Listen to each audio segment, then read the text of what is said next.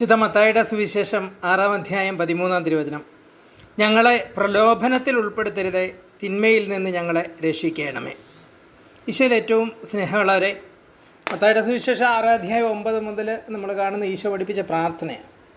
അതുകൊണ്ട് തന്നെ ദിവസം ഒന്നോണം ഒരു ദിവസം പക്ഷേ പല പ്രാവശ്യം നമ്മൾ പ്രാർത്ഥിക്കുന്ന ഒരു വചനമാണ്. ഞങ്ങളെ പ്രലോഭനത്തിൽ ഉൾപ്പെടുത്തരുതേ, തിന്മയിൽ നിന്ന് രക്ഷിക്കണേ എന്നുള്ളത്. പ്രലോഭനത്തിൽ ഉൾപ്പെടുത്തുക എന്ന് പറയുമ്പോൾ അതിന് രണ്ട് കാര്യങ്ങളാണുള്ളൂ. ഒന്ന്, നമ്മൾ പ്രലോഭന ഹേതുവാകുക. രണ്ടാമത്, നമ്മൾ പ്രലോഭനത്തിലാക്കപ്പെടുക. നമ്മൾ കാണുന്നുണ്ട് ലൂക്കാ സുവിശേഷം 17-ാം അധ്യായം അതിൻ്റെ 1-2 തിരുവചനത്തിൽ ഇങ്ങനെയാണ് വചനം പറയുന്നത്.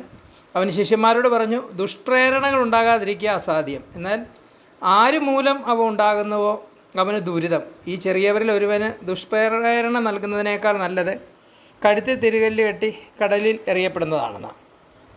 ഈ കഴിഞ്ഞ ദിവസങ്ങളിലൊക്കെ വലിയ വിവാദ ഡ്രസ്സ് ധരിക്കുന്നതിനെക്കുറിച്ചും നമ്മുടെ സംസ്കാരത്തെക്കുറിച്ചുമൊക്കെ ഞാനിങ്ങനെ ഇരുന്നാലോചിക്കായിരുന്നു, എന്താണ് നമ്മുടെ ഒരു സംസ്കാരമെന്ന് പറയുന്നത്. നമുക്ക് വേണമെങ്കിൽ ഇങ്ങനെ പറയാം, എന്താണ് നമ്മൾ സംസ്കരിച്ചിട്ടുള്ളത് അതാണ് നമ്മുടെ സംസ്കാരം.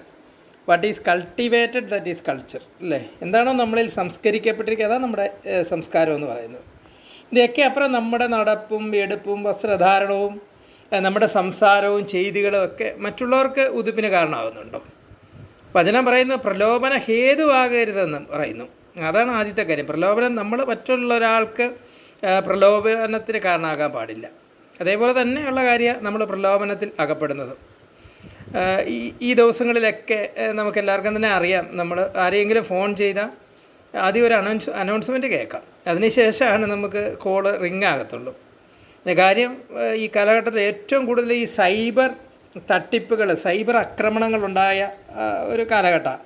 അതേപോലെ തന്നെ ഹണി ട്രാപ്പുകൾ പോലെ അനേകരെ പറ്റിച്ച് പ്രലോഭനപ്പെടുത്തി പൈസ തട്ടിക്കുന്നത്. അതേപോലെ തന്നെ വലിയ ലോട്ടറി അടിച്ചിട്ടുണ്ടെന്നും ഭാഗ്യവാനാണെന്നും ഒക്കെ പറഞ്ഞിട്ടൊക്കെ പൈസ തട്ടിപ്പിക്കുക. അപ്പം നമ്മൾ പ്രലോഭനത്തിൽ അകപ്പെടാതിരിക്കാൻ വേണ്ടി ശ്രദ്ധിക്കണം. അതേപോലെ തന്നെ ജഡികമായ ആസക്തികളിലേക്കുള്ള പ്രലോഭനം.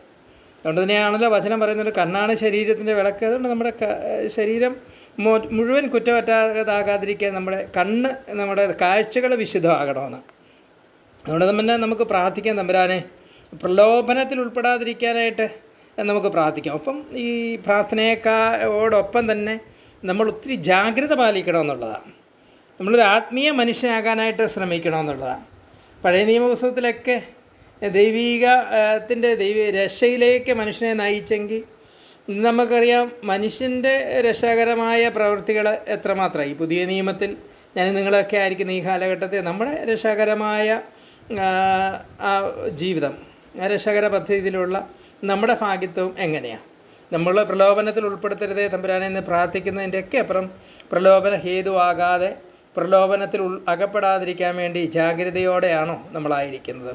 അതോ നമ്മളിങ്ങനെ പ്രലോഭനത്തിൽപ്പെട്ടിട്ട് എന്താ ചെയ്യേണ്ടതെന്ന് അറിയത്തില്ലാതെ നമ്മുടെ ചിന്തകളെയും നമ്മുടെ കണ്ണുകളെയും നമ്മുടെ പ്രവൃത്തികളെയൊക്കെ നിയന്ത്രിക്കാൻ കഴിയാതെ നമ്മുടെ സംസ്കാരത്തെയും നമ്മുടെ സംസാരത്തെയൊക്കെ നമ്മൾ നിയന്ത്രിക്കാൻ കഴിയാത്തൊരു വ്യക്തിയാണോ?